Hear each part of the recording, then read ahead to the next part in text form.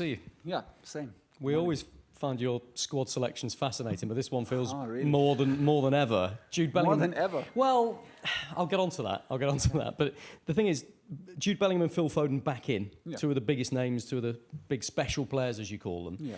The discussion starts now, I guess, on how you get them all into the side and what their best positions are. So what's your thinking?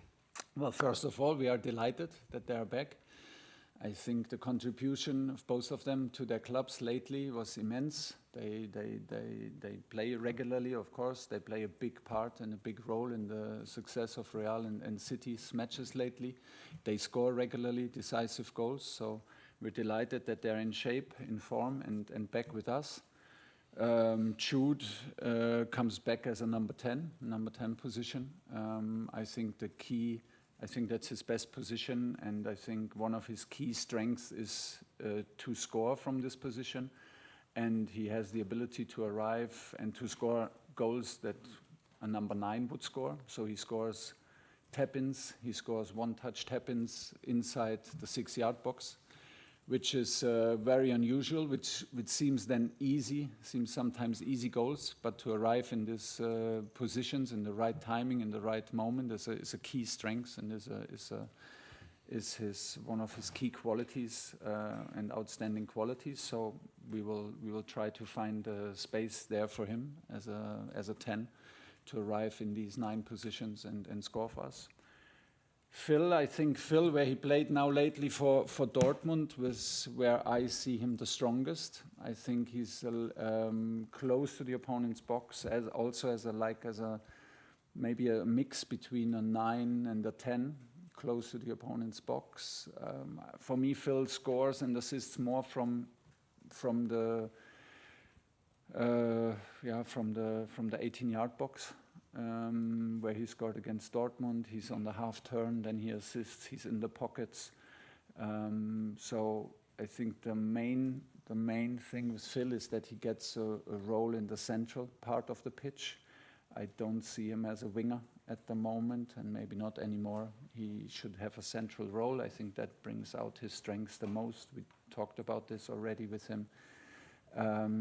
So he will contribute as a 9.5, 10.5-ish position, very fluid, but in the middle of the pitch to be close to the box, be able to assist and to score like he did against Dortmund.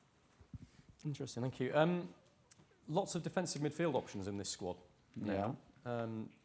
Elliot Anderson has done so well for you there in the last 4 games. Yeah. And you've surprised us a little bit by calling up both Adam Wharton and Alex Scott for the first time. Can you explain that one to us? Yeah, of course I can. 2 different positions, 2 different profiles. Adam, we tried for the 3rd time to call him up. I hope he stays fit and is able to come. I think one was a concussion protocol and eye problems, and the next one was groin problems that held him back. You're right. Elliot did very, very well for us in central defensive midfield. But he suffers a little bit from he plays through pain and discomfort at the moment. Nothing major, so I think he will be involved in the weekend's match for Forest. But we are aware of that, so we added Adam to the team. First of all, because he deserves. Second of all, because we need to learn about him in our environment, what he can bring to our squad, and prepare ourselves if Elliot is maybe not able to play both 90 minutes. Don't forget Jordan Henderson, please, because we have both options.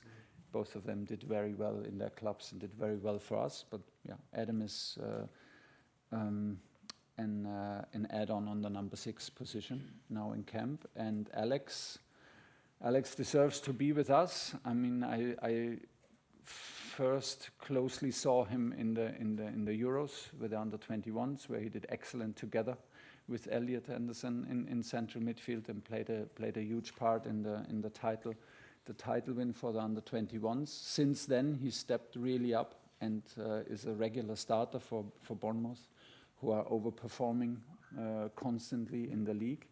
And I think he came now a long way, and he performed his way into this nomination. And he will come as a number 8, gets a number 8 role, and hopefully he can prove us right and show us his talent and personality. Hi Thomas, it's largely the same squad as you try to continue to build that club feel you've mentioned. Do you say to the players directly, this is who you're up against, players both in and out of the squad, this is the player you've got to do better than? Well, it's not up against, because I truly believe that we in international football, we should work as a team, and we should even, like, if we compete for a position, we should still support us, and the players should bring out the best in this situation of concurrence. But in terms of clarity, the players know in which position we basically plan with them. It will never hold us back to change in matches. It will never hold us back to react to training performances or to slight injuries. For example, if you remember the last match against Wales, we then put Ezri Konsa on a right fullback position and played with Mark and John in the central defense. And Ezri came into camp as a central defender. So this is always possible, because some of the players have, of course, the profile to be available on more than just one position. But in terms of clarity, the players know where they are competing and where they need to perform and whom they need to outperform to be in the squad. Yeah. And Miles Lewis-Skelly has dropped out of this squad, you said last time. It wasn't enough just to be a good teammate. It was just a case of lack of game time at his club.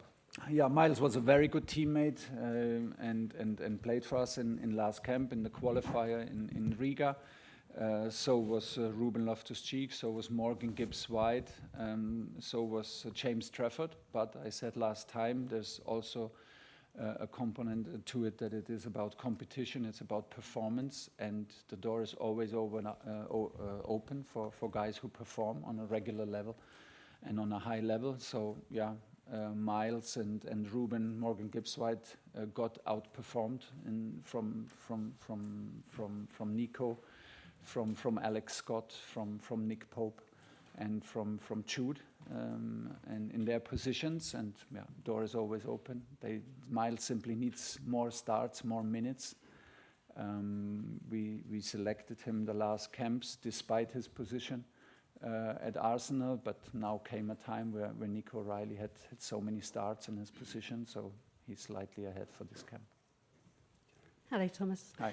What conversation did you have with Jude Bellingham coming back into this squad? You made it very clear you've given him the 10 role. Is it nice to then be able to give them that precise direction in terms of coming back into the squad? And is it good to have given him those international breaks off to keep him fresh coming back in? Yeah, I guess so. That was the decision for last camp, and he accepted the decision. And he did what he does best. He competed on the highest level, and he showed that he deserves and has to be in the squad. So that's why he is in the squad.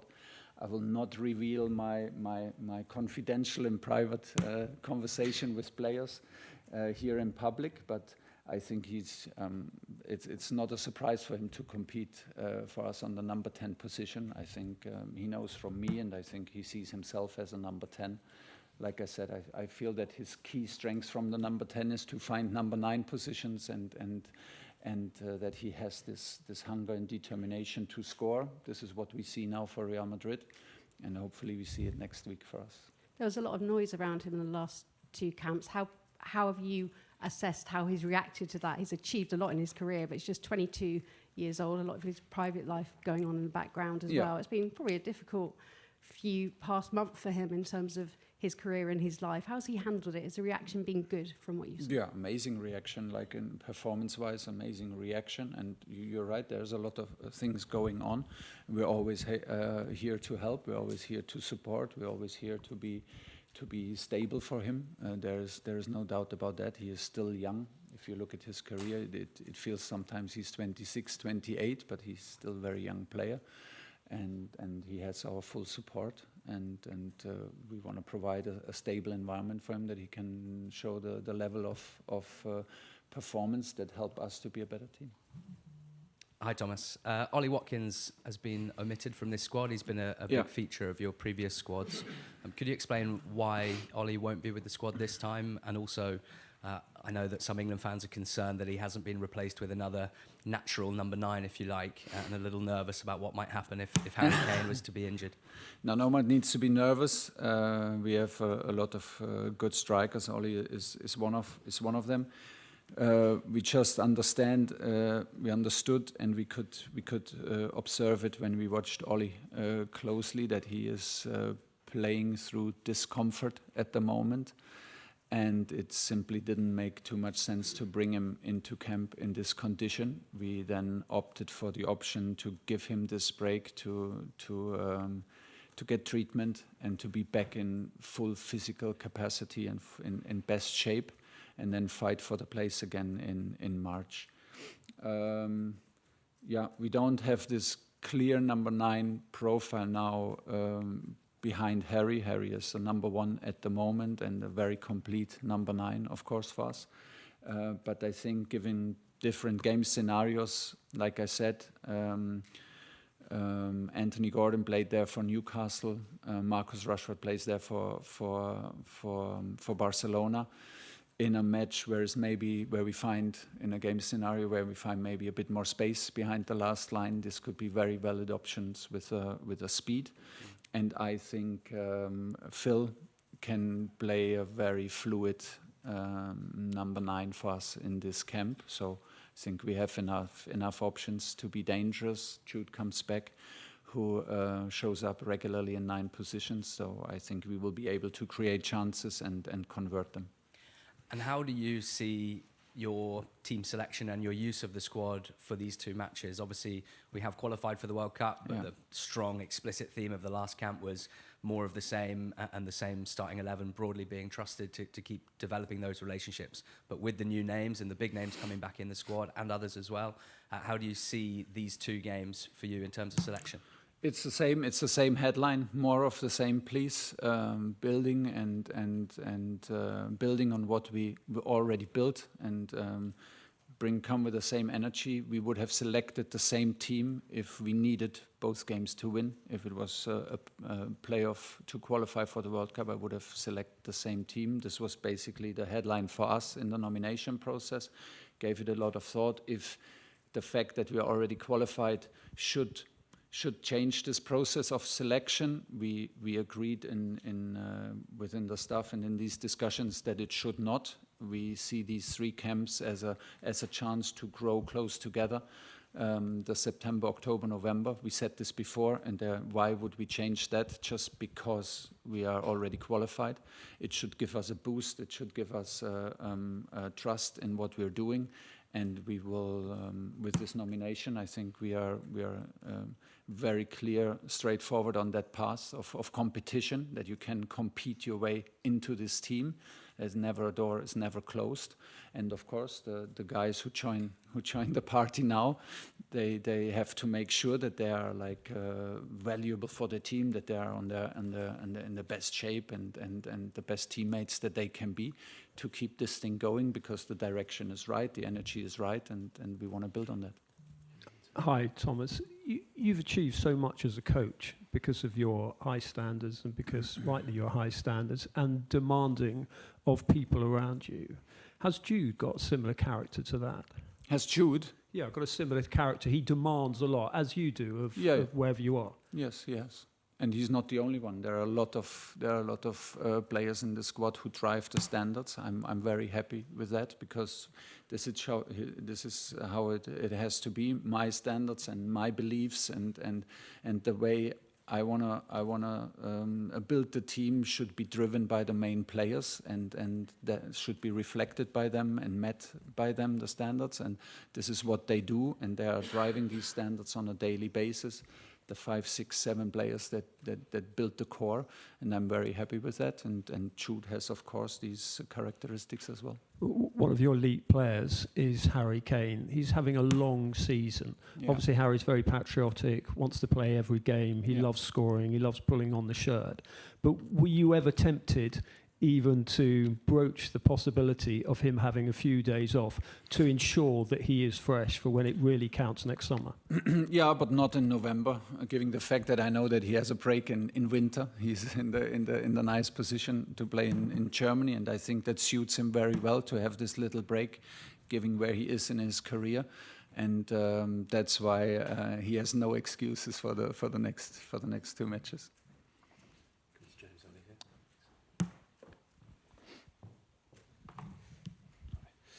Hi, Thomas. The last two camps have been so positive, sort of on and off the field, but how do you sort of guard against that level dropping for these games? Because it comes in a very intense period at club level, and there isn't anything riding on them in terms of qualification. I think my feeling is that it takes for a certain part care of itself, because the players are driving the standards, the players are desperate to be in camp, the players are delighted to be in camp, and I feel that the core players who were here in the last two camps and made it, like you said, and I agree, two excellent camps, they built something that they will protect, and they will protect with their own characteristics and with their own leadership capabilities. So I think it will hopefully it will to a part take care of itself. Then it's a matter of nomination. I think you can not communicate. I think this nomination shows that we are serious, and we select the strongest team for this moment. This is our belief. Then we have some newcomers, and we back in the group who were not with us in the last two camps, and we hope they bring fresh energy, clean energy, and push the group even further. So I think the mixture is right to have another excellent camp. This is clearly the target. For me, it was before important that we have a period of 3 camps that we take full advantage of and build something that is then a basis to go into the new year and reach the heights that we want to reach. And now it's time for proof of concept. Yeah, it's on us how we live this on a daily basis, but we will push everyone, and I'm very sure, and that the players will follow and do the same. Obviously, the last games of the year, you're also over halfway through your contract now, and I just wondered if you thought at all about whether there's a part of you that would like to carry on beyond the World Cup. Yeah, there is. It's a lot of fun. It's a lot of fun, especially since we're on track in the last 2 camps. But it was from the start. But these are, nothing to announce at the moment. But I'm very happy with the way things go, and I think Federation is quite happy with the way things are, but it's that is just today. I have to prove myself again from Monday. I have to prove myself here, and then from Monday with the team. So, and the rest will take care of itself. The most important is that we stay focused now for next camp. I'm in a good place mentally because I love the team. I love the support from the federation. And I love the direction where it's heading, and that's the main focus. Haven't thought so much about my contract, but we have time for that. Good morning, Thomas. I just got 2 quick questions. My first one is, you've shown faith in a young English talent, Alex Scott. What message does that send to other young players wanting to be in that position or fighting to be in that position? Well, hopefully that the door is always open, and that it matters how if you go and contribute for the under-21s, for the under-20s, and for the under-19s. It just matters, because Scott had like Elliot Anderson a fantastic spell with the under-21s, and it was good to see. It was good to observe. And once I was there in the final, I understand. Once you're there live, you understand the chemistry of the players. You just feel it. I was there in the dressing room. I was watching the match live, and it just matters. So for every young player who plays for England, this is basically the key message. And if you perform on international level, if you perform on club level, the door is always open to reach the next step and play for us. Yeah, and my last question is the England versus Wales game. England versus? the England versus Wales game that went past. Konsa and Saka done really well on that right-hand side. Is that something you'll look into a bit more? Well, Bukayo on the right side is not a surprise that he can do well, and he did very, very well lately for club and country. So I'm very happy that since he's in top shape. We let Ezri play on the right fullback position because I think Gerald Kwanzaa dropped out shortly before the match. He was also an option, and he did excellent. He played there some matches, not the majority of the matches, but he played matches there for Aston Villa. I think he has the profile to do both. Ezri, he can be a very solid option for a right fullback. I was very happy how he played. I think he just made himself available for another option, for another place in the team, which is very nice for me and also for him. He was very strong, and then he had a very strong match as a central defender. I think it's a very serious option to let him play there. Last question. Thomas, I hinted at the start that it felt as though this was an important squad announcement. Yeah. I'll tell you why. The sense that I get, and some of the other guys in this room, and I think a lot of the players, is that if you're not injured and you're playing for your club and you're playing well now, but you're not in this squad, there aren't many more chances for them to prove they're worthy of a place in the World Cup. After this, 2 friendlies in March, and then you name your squad. I know you'll say to me, nobody's ruled in, nobody's ruled out, a lot of football to play, injuries can come in. Yeah. But you've had a settled squad now for the last couple of camps, pretty settled, with 1 or 2 changes in personnel. Are you starting to feel you know what your World Cup squad might be, and that you've got a pretty settled mind on that, still with an open mind to potentially 1 or 2 changes? Yes and no. I have a settled mind, and still I will always be open because I know that anything can happen. Like, we don't wish for injuries and stuff, but they can happen. They can happen on a short notice. So my thoughts now were more for the camp September, October, November than for anything else. My thoughts about the World Cup will then start after this camp. Then the qualification phase is over. These 3 camps are over. This was for me an important cycle, and it's not finished because it starts now the 3rd part of this cycle. And this is where all the attention goes now. Then we think about the World Cup. Then comes a March camp. I think it's very important for me to reconnect after these 3 camps and in between up to March, to reconnect with all 55, 60 players on the long list, to reconnect and be in close contact and see them, meet them, text them. This will be my job to do. And then we need to be, we have the phase in March, which will maybe even be a more busier time for some of our players regarding knockout stages, Champions League, I don't know, semi-finals, finals, FA Cup, Carabao Cup, and seeing the light in the end of the tunnel in Premier League, fighting for titles, fighting for Champions League positions. I think this will be a very complex scenario for the nomination. And still we have to stay open-minded because there can always be surprises. Young players can come through. Players who are now maybe struggling for minutes can suddenly play an important role in their clubs. And I want to make sure that the door is always open and everyone is on their toes and aware that they need to compete and they have also a chance to be with us. Final nomination is only in May, and until then anything can happen. Thomas. Hello. Yep.